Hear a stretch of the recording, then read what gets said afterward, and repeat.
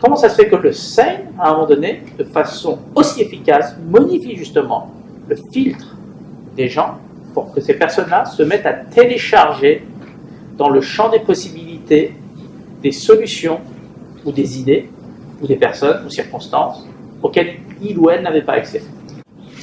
Parce que le Seine aujourd'hui est une des seules techniques qui permet d'avoir accès au subconscient.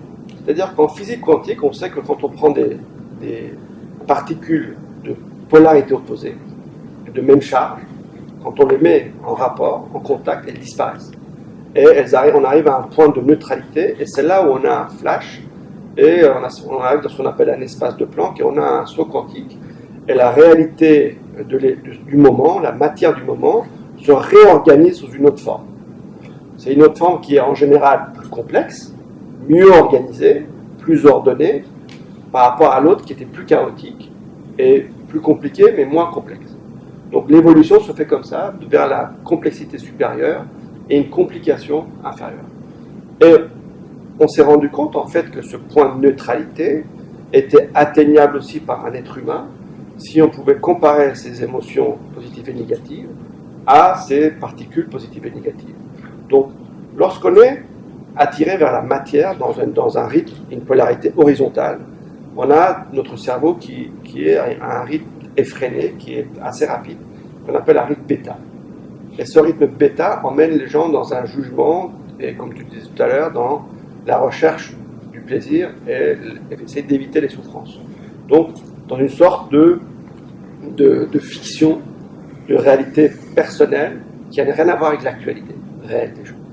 Donc, tant que les gens sont en train d'osciller dans le bêta, donc dans un travail intellectuel qui est lié à leur cerveau intellectuel conscient, ils restent dans leur création et ils suivent des cartes qui sont dans leur subconscient.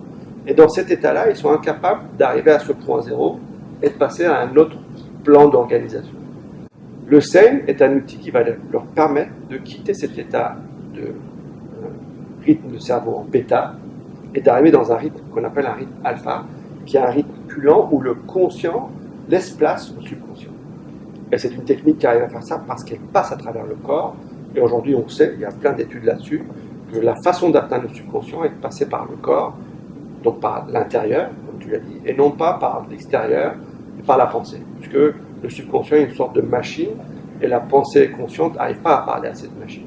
Donc, le Seine permet d'arriver en alpha, et c'est uniquement dans cet état-là, un peu modifié, où on arrive à atteindre ce point zéro de neutralité et de pouvoir faire le saut quantique. Et quand les gens font régulièrement le rituel et utilisent la technique, au moment où ils atteignent ce point alpha, ce point zéro, leur filtre se modifie. Donc ils recréent une nouvelle réalité instantanément, sous une nouvelle forme, sous un nouveau palier, avec une nouvelle complexité et une nouvelle organisation. Et du coup, qu'est-ce qui se passe dans la matière? Et du coup, la matière se recrée sous une nouvelle forme. Donc il y a des choses qui se détruisent. Il y a des choses qui se détruisent. Et d'autres qui se reconstruisent. C'est ça, en fait. Et la nouvelle reconstruction, en fait, parfois les gens ont l'impression d'avoir quelque chose de plus complexe. Et ça fait peur à certaines personnes d'ailleurs, qui préfèrent rester finalement en arrière et pas faire la transformation. Mais la transformation, quelle qu'elle soit, a un prix à payer. Donc automatiquement, il y aura des choses à détruire et des nouvelles choses à construire. C'est comme l'histoire un peu du verre. Si vous avez un verre qui est déjà plein, il faut que tu le vides avant de pouvoir mettre quelque chose d'une nouvelle forme, un nouveau liquide dedans. Et c'est ça, la nouvelle forme va être une forme qui va devoir remplacer, transcender la forme d'avant. Et donc il faut accepter, et c'est là où on pourrait parler après d'épigénétique, accepter qu'au niveau environnemental et dans la vie matérielle autour, des choses disparaissent et des nouvelles choses apparaissent sous une nouvelle forme.